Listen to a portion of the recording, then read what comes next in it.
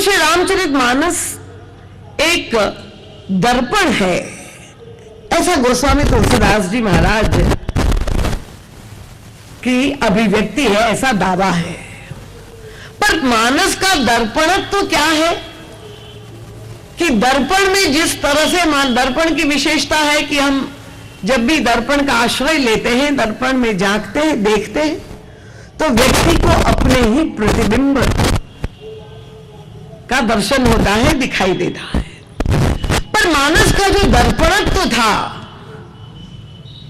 उसको तो युग तुलसी परम पूज्य महाराज श्री ने ही प्रकट हो करके पूरे मानव समाज के सामने प्रकट किया। तो मानस हम सबके जीवन की कथा है, केवल त्रेता युग की कथा नहीं है। और इसीलिए उसे समझने के लिए, हृदयंगम करने के लिए वो दृष्टि की आवश्यकता है, और वो दृष्टि तो गुरु ही प्रदान कर सकता है। हमारा ये सौभाग्य है कि युग तुलसी परम पूज्य महाराज श्री ने हमें वो दृष्टि भी प्रदान की, वो दिशा भी दी, वो दर्शन भी कराया और दृष्टि भी प्रदान की। और इस दृष्टि प्राप्त करके भी अगर हम अपने जीवन की समस्याएं,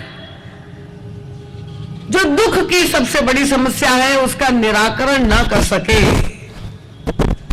तो हमने रामचरितमानस की कथा श्रवण करने का पूर्ण लाभ प्राप्त नहीं किया। वह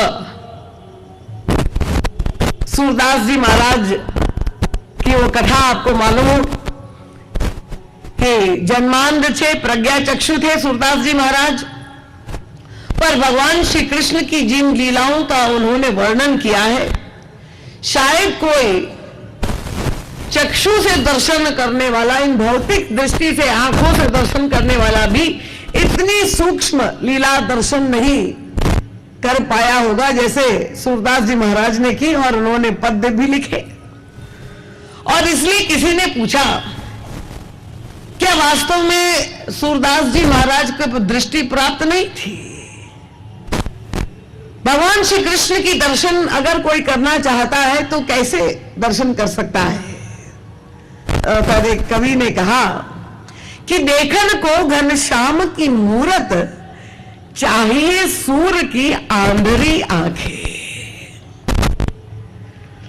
तो आप दृष्टि का तात्पर्य समझ गए होंगे, ये भौतिक चक्षु नहीं, अंतस चक्षु के द्वारा हमें प्रभु की लीलाओं का दर्शन करना है।